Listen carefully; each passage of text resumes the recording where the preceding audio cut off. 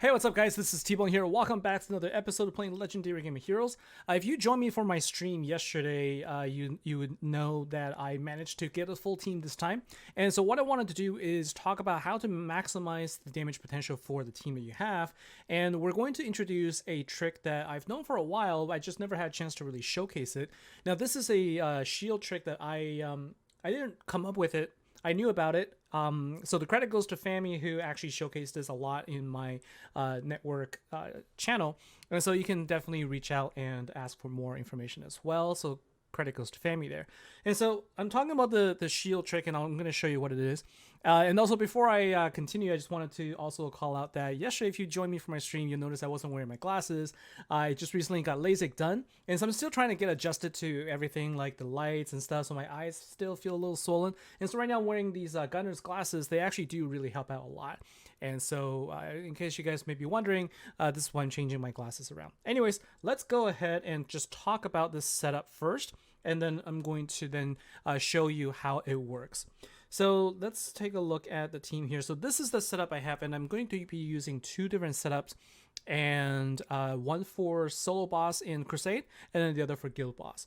So let's talk relics first. In order to make this really work, you actually want to make sure that you can break one less than the total number of shields that you're going to be facing. And so since we're going to be going up against a Radiant boss, we need to be able to break 6 shields instead of 7. I know that in the past I've always talked about wanting to make sure that you break all of the shields to maximize your damage. In this particular case, this actually works really well if you can get it set up this way. And this team is very conducive to making that work really well, and I'm going to show you how that works. So you can see here, I don't actually have all of the fire relics here, but I do have enough beast killer relics to break 6. So there's 2, 3, 4, 5, 6 shields I can break in a Radiant boss. And the team I'm using, I have Exalted Champions, which gives me 100% damage increase for all fire commanders. And also Altian's New Guard, which gives me 80% damage boost. Then I have my Heretic Hunters, which is the ultimate form, followed by 2 Master Collection cards. The Master Collection cards in this deck is definitely going to be much more worthwhile than using the ultimate form. So if you the ultra rare cards. So if you have 2 Master Collection cards, I would choose to use that for sure. So this is the team I have, and I just happen to have a solo boss with me right now, and I'm going to show you how to do this trick. And so it's really easy to do. And so we're going to make sure that we have the right team here. And you can see right now, I have Thorns and Beast Shield to deal with and no Weaken. So that's going to be the reason why I'm using Exalted Champions instead of Immolating Fae. But we'll take a look at this right now. So you'll see that there is a shield right now. And that is going to be where I'm going to, and actually just dropped where I needed to go.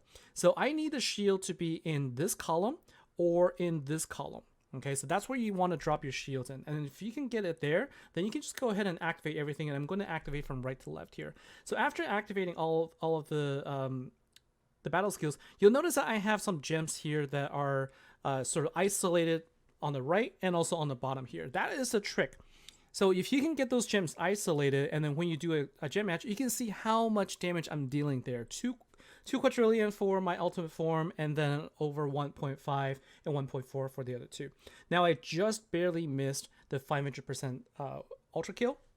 And honestly, if you take a look at my cards, I also have, I also did not power up my cards to its max, and if I did, I could potentially get over that 500% overkill. So if you take a look, I do have it at 3 pink stars, so the base stats is a little bit higher, but it's also at level 1. It's not awakened, it's at level 1, and generally with these cards that have, you know, self-boosting potential, if you want more damage out of it, then you'll want to get it to max level if possible. You want to awaken it, and same thing, get some levels into the faceless cards because they also have 275% damage boost for itself.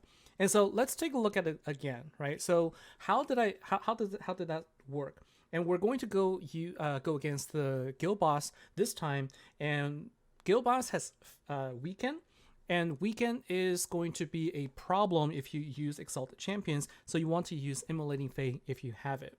And if you don't have Immolating Fae, then you can also use a card here, which is going to be a little bit less effective because it's a Slayer card, but if you have the clandestine clan, whenever you do a gem crush, it will dispel all debuffs, including weekend, and so that could work as well. So now we're going to jump into guild boss, and I'm going to show you the same trick this time, and we're going to use this setup here with Immolating Fae instead of Exalted Champions. So Immolating Fae gives you a 50% damage boost instead of 100% damage boost. So you're going to get a little bit less damage.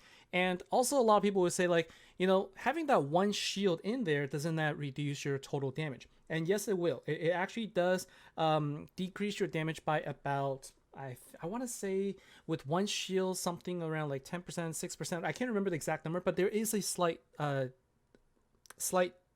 reduction, but you more than make up for it by having the isolated power gems. So the isolated power gems is what makes this work. If you think back to the days of when Gem Crush was first introduced, where we got the most damage was when we could get these isolated power gems that are not connected anywhere. We want these clusters, right? And so what we're going to do is we're going to go ahead and do the match on the longer side and try to match the biggest power gems here.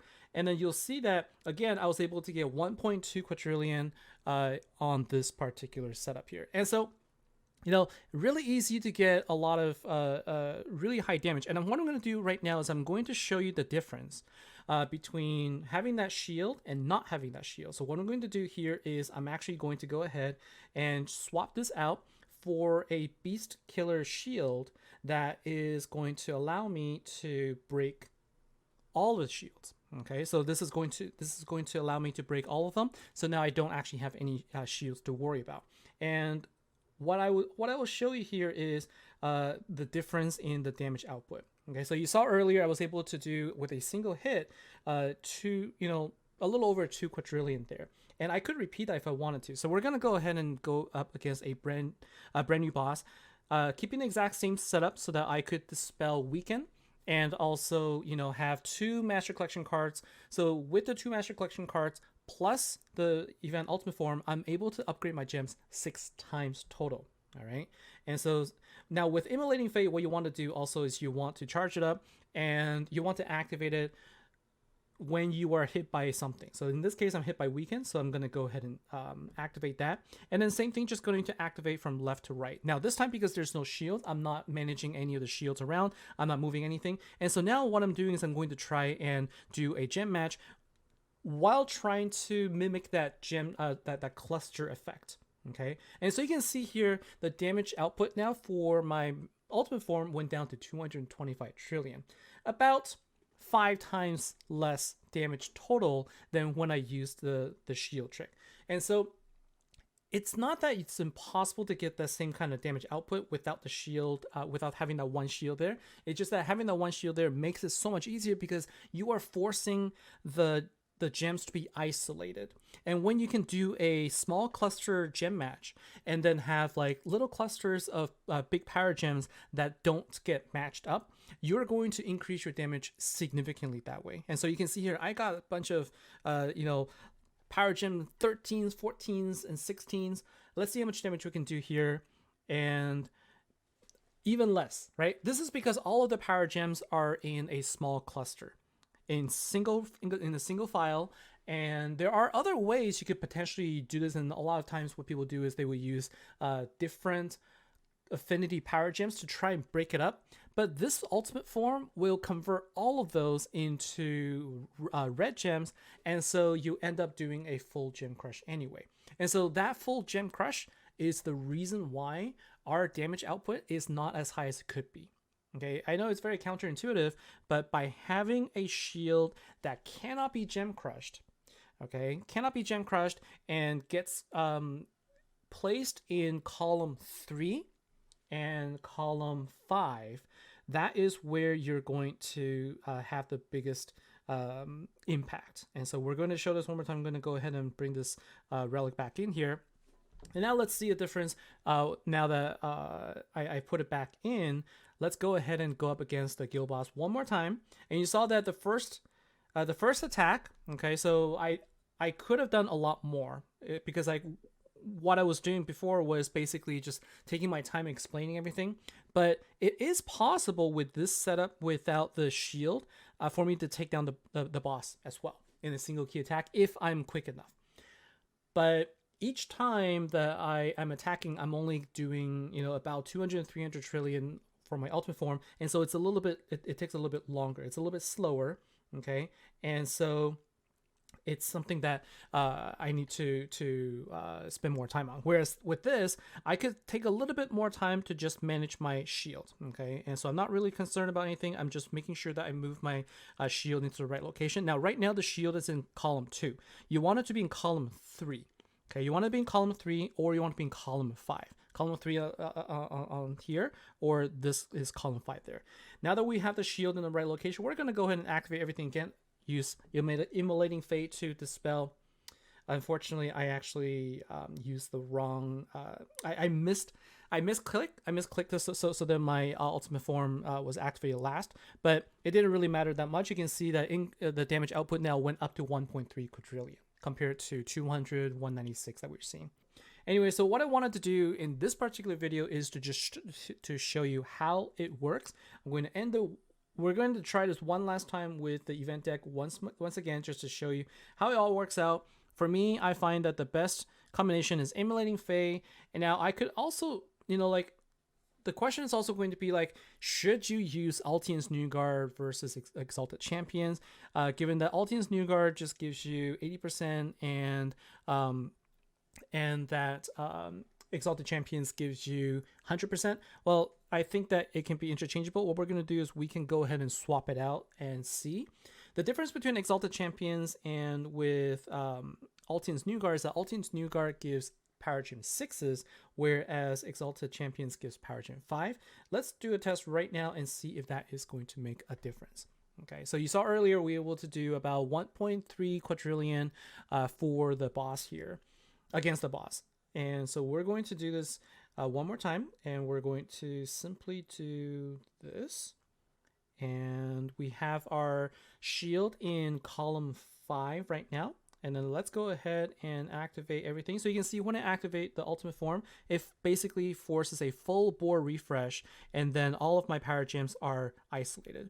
And then we're going to do the power gem 16 swaps here, and then let's see how much damage we can expect, we can see from the ultimate form. And so actually we did much better this time. 2.5 quadrillion on the single card here. I want to see if this is consistent. So earlier I was using Altian's New Guard with Power Gem 6s instead of Power Gem 5s. Whereas this time I changed it to Exalted Champions with 100% damage boost and Power Gem 5s instead of 6s. So let's take a look one last time and see if we can replicate the amount of damage. Okay, so even with sort of this setup here, sometimes the damage can fluctuate a little bit, but let's see if we can get it to go to over 2 quadrillion one more time. So we're going to keep the Immolating Fey plus Exalted Champion combo, and our shield this time is, we can actually move it one more time because I had the shield one tile too low, so that it ended up getting moved. So we're going to just move this up one more. And now let's go ahead and activate everything in order, and let's see how much damage we can deal this time. And so again, Exalted Champions, Power Gem 5s, but it didn't seem to be that much of a difference. And we're going to take a look, but you can see here we don't have the Power Gem 16, so we have 14 and 13 to look at here. And so we're going to go ahead and do this Gem Crush. Gem swap here. Although there's a lot of really isolated gems there. Let's see how much we can do. So 1.7, still better than what we saw in the earlier. Still better than what we saw earlier, right? And so, is it going to be better? For sure. You can definitely get more damage output, but longer term, you don't have revive from Altian's New Guard. And now this is the perfect opportunity to take a look and see, if we don't end up killing the boss, that is, how much damage we can now do when we activate everything. Same idea, right? We're going to activate everything, but without the shield being in that exact location that we need it to be. And now we're going to go ahead and do our power gem swap. And now let's see how much damage we can expect to see out of our card. So you can see it dropped way down to 190 trillion. And so that is, again, I'm saying the same thing multiple times, but having your shield in the middle row for column 3 or column 5 is going to be the way for you to maximize your damage output given your team that you have. And so that is the one shield trick. Hopefully this helps you get a lot of damage so you can take out your ultimate bosses, solo bosses, your guild bosses, whatnot. And hope you enjoyed this event. This team definitely is going to be a lot of fun to use. Like I said, if you're free to play, hopefully you've saved up your coins so you can craft a good fire team. Build up your fire team if you're free to play. This is going to be the best way for you to enjoy the events, once every 5 events like I'm doing right now. So hopefully this helps you. I hope you enjoy your event. Take care. Thanks for watching, and I'll see you next time. Take care.